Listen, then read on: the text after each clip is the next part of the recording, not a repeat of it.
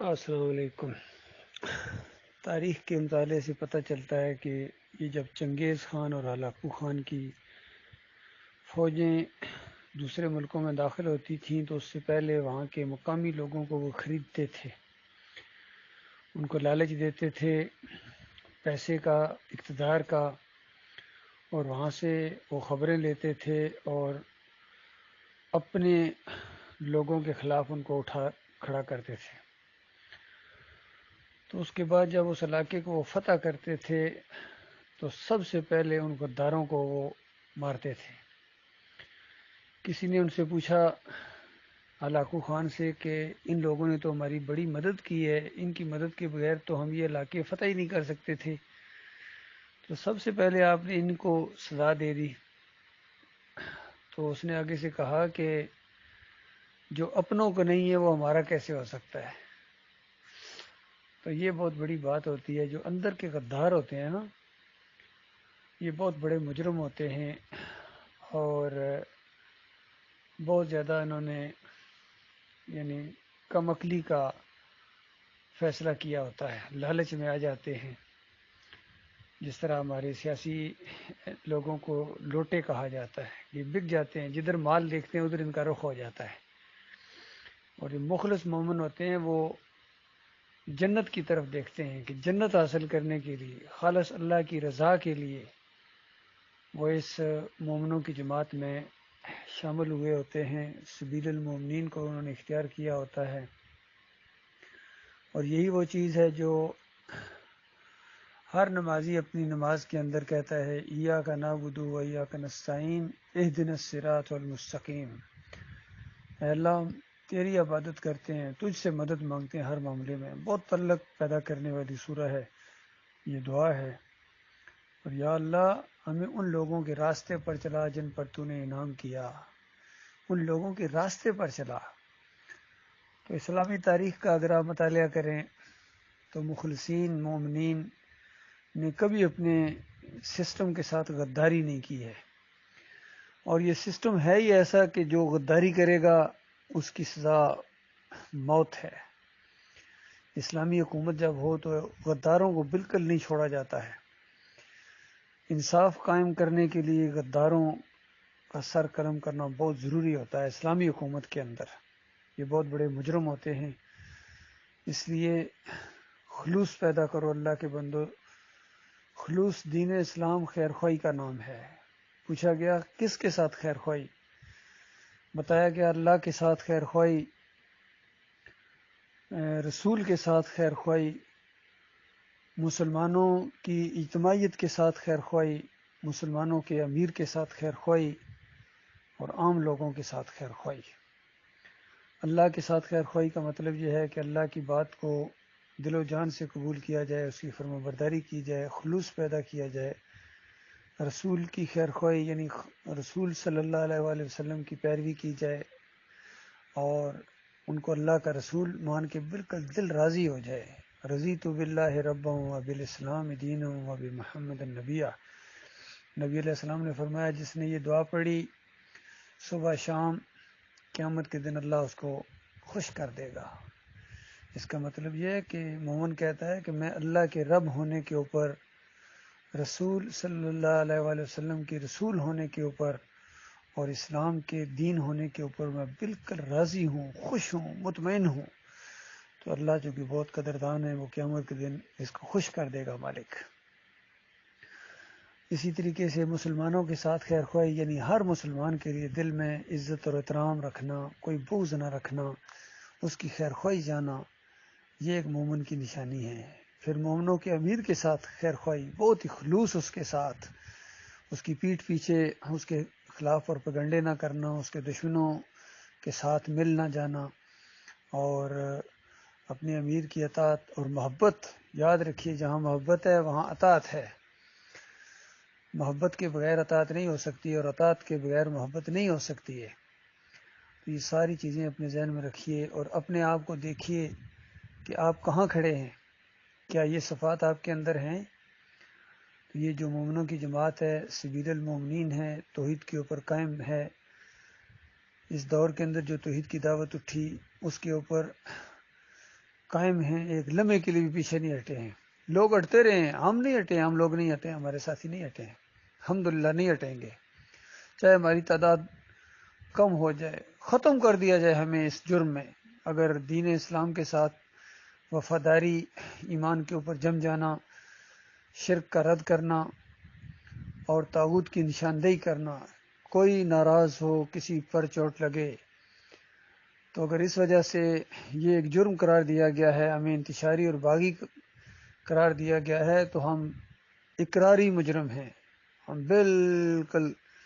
تمہارے باغی ہیں، تم نے اللہ کے دین کے ساتھ بغاوت کی ہے، ہم نے تمہارے ساتھ بغاوت کی ہے، تم نے اللہ کے دین کے ساتھ کھیل کھیلا ہے۔ اس وجہ سے الحب للہ والبغض للہ، جب محبت تھی تو اللہ کے لیے تھی، جب نفرت ہے، بغض ہے، بالکل بغض ہے، اعلان کرتے ہیں ہم اس کا، بغضا حتیٰ تؤمنوا باللہ وحدہ، اس وقت تک یہ بغض رہے گا جب تک تم ایک اللہ کے اوپر ایمان نہیں لاتے ہو، خلوص کے ساتھ ایمان، جس کو ایمان کہتے ہیں اور جو ایمان ہونے کا حق ادا کر دے۔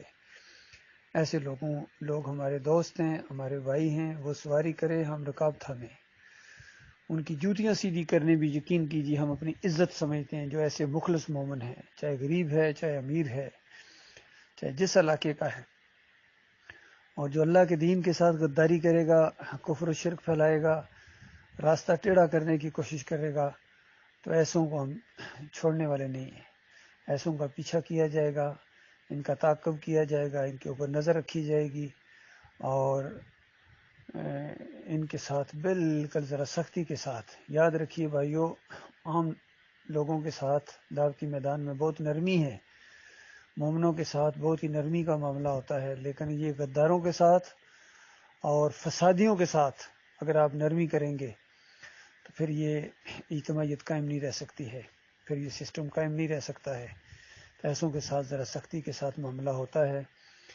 مومن کو اللہ نے فہم و فراست دی ہوتی ہے، کہاں نرمی کرنی ہے، کہاں سختی کرنی ہے، جہاں نرمی کرنی ہے اگر وہاں سختی کر دی تو نتیجہ صحیح نہیں نکلے گا،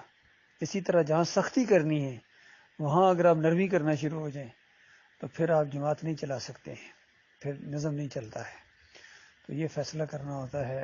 کہ کس موقع کے اوپر کون سا رویہ اختیار کرنا ہے اور کن لوگوں کے ساتھ کون سا رویہ اختیار کرنا ہے۔ تو وہ جو کسی نے کہا کہ ہو ہلکا یاراں تو بریشم کی طرح نرم، ہو مار کا حق و باطل تو فولاد ہے مومن، یہ مومن کی پہچان ہے کہ جب مخلص مومنوں کے ساتھ ہوگا تو بچ جائے گا، ان کے سامنے بچ جائے گا، اور جب فسادیوں اور غداروں کے ساتھ معاملہ پیش آئے گا تو اس کے اندر پھر سختی آپ محسوس کریں گے، اور منافقوں کو سب پتہ چل جاتا ہے، یہ اسی کے پاس جاتے ہیں، اسی کے قریب جاتے ہیں جن سے ان کو کچھ امید ہوتی ہے۔ شیطان بڑا یہ اس معنوں میں سمجھدار بھی ہے، وہ ہر ایک کے پاس نہیں جاتا ہے، وہ کو پتہ ہے جہاں اس کو کچھ امید ہوتی ہے اس کے پاس جاتا ہے۔ جہاں عمر بن خطاب کے بارے میں کیا آتا ہے، نبی علیہ السلام نے فرمایا عمر جس راستے سے تم چلتے ہو تو آگے سے شیطان دوسرا راستہ اختیار کر لیتا ہے کہ کوئی فائدہ نہیں، اس کو ہم نہیں زیر کر سکتے۔ نظم و ضبط کا معاملہ یہ ہے کہ ایک منافق اور ایک یہودی کا آپس میں کوئی جھگڑا ہو گیا، نبی علیہ السلام کے پاس آئے، فیصلہ کیا، نبی علیہ السلام نے دونوں کے درمیان سن کے اس کیس کو یہودی کے حق میں فیصلہ ہو گیا۔ یہ منافق ٹائپ مسلمان تھا، اس نے کہا نہیں چلو چلتے ہیں، عمر بن خطاب کے پاس چلتے ہیں، ذرا دیکھ لیتے ہیں وہ کیا کہتے ہیں۔ اس نے کہا فیصلہ تو نہیں، چلتے ہیں نا، آؤ ذرا، ہم کہا چلو، گئے اور آواز لگائی، عمر رضی اللہ عنہ باہر آئے، کہا گیا کہ یہ ہمارا کیس ہے تو آپ کیا کہتے ہیں؟ تو یہودی نے کہہ دیا کہ ہم اس سے پہلے نبی علیہ السلام کے پاس گئے تھے،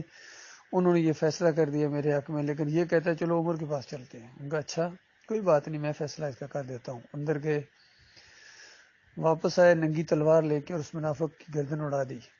اور گویا اعلان کر دیا کہ آئندہ کے لیے اس راستے کو بند کر دیا، ورنہ یہ راستہ بھی کھل جاتا، اور خود عمر رضی اللہ عنہ کو شیطان وسوسہ ڈالتا کہ وہ فیصلے جو نبی علیہ السلام نے کیے ہیں اس کے اوپر آپ نظر ثانی کا کچھ حق رکھتے ہیں، تو اس راستے کو ہمیشہ کے لیے بند کر دیا، گویا اعلان کر دیا کہ جس کسی کو بھی نبی علیہ السلام کا فیصلہ منظور نہیں ہے، اس کا فیصلہ میرے خیال میں یہ ہے کہ اب اس کو جینے کا کوئی حق نہیں ہے، مسلمان ہو اور اس کو نبی کا فیصلہ منظور نہیں ہے پھر وہ اس کے بعد جینے کا حق رکھے، یہ نہیں ہو سکتا ہے۔ یہ وہی بات ہے جو اللہ تعالیٰ نے قرآن میں بھی کہی کہ کسی مومن مرد اور کسی مومنہ کا یہ کام نہیں ہے کہ اللہ اور اللہ کا رسول جب کسی معاملے میں فیصلہ کر دے تو اس کے بعد پھر وہ اپنی چلائیں، بلکہ مومن تو وہ ہوتے ہیں جو اس فیصلے کو مانیں اور صدق کے دل کے ساتھ اس کو تسلیم کریں۔ مالک نے قسم کھا کے کہ تیرے رب کی قسم ہے محمد صلی اللہ علیہ وسلم، یہ کبھی مومن نہیں ہو سکتی جب تک اللہ اور اللہ کے رسول کو کے فیصلے کو دل سے تسلیم نہ کریں اور بالکل اس کے سامنے جھک جائیں۔ تو یہ مخلص مومنوں کی ایک تاریخ ہے۔ اللہ کے بندوں، ہم نے سارے مسائل وہاں سے لینے ہیں، اور مخلص مومنوں اور منافقوں کے درمیان ایک بالکل واضح فرق نظر آتا ہے۔ اور یاد رکھیے یہ جو منافقین ہیں نا، یہ چونکہ جہنم کے سب سے نچلے طبقے میں ہوں گے، کافروں مشرکوں سے بڑھ کر ان کا برا ٹھکانہ ہوگا، تو اللہ تعالیٰ چاہتا تو ان کو کافر مشرک ہی رہنے دیتا، لیکن ایمانداروں کی آزمائش کے لیے ان کو ایک بیچ میں رکھا گیا ہے۔ ایمانداروں کی اس میں بڑی آزمائش ہوتی ہے ان کے ذریعے، کیونکہ یہ ورگلاتے ہیں، اکساتے ہیں، فتور پیدا کرتے ہیں، انتشار پیدا کرتے ہیں، مسلمانوں کو آپس میں لڑاتے ہیں، تو اس وجہ سے یہ بہت بڑے مجرم ہیں۔ اور ان کو موقع بھی ملا ہے دین اسلام کو قریب سے دیکھنے کا، مخلص لوگوں کے قریب سے آ کے دیکھنے کا، لیکن پھر بھی انہوں نے مخلص لوگوں اور شرارتیوں کے درمیان تمیز نہیں کی ہے۔ عبداللہ بن ابی کی پوری ٹیم تھی، اندازہ لگائی مسلمانوں کے اندر، اشاروں میں باتیں کیا کرتے تھے، آپس میں خفیہ باتیں کیا کرتے تھے، میٹنگیں کیا کرتے تھے۔ بالکل وہی انداز آج کل بھی خفیہ ٹیلی فون کرتے ہیں، کمزور مسلمانوں کو لالچیں دیتے ہیں، فریب دیتے ہیں، اپنے ساتھ میں لاتے ہیں، اور پھر مومنوں کے اندر انہوں نے دراڑیں ڈال دی اور مومنوں کے دلوں کے اندر شکوک و شبہات پیدا کر کے پھر ان کو آپس میں لڑا دیا۔ ہر دور میں منافقین نے یہ کیا ہے، لہذا ان کے اوپر نظر رکھی جائے میرے بھائیوں۔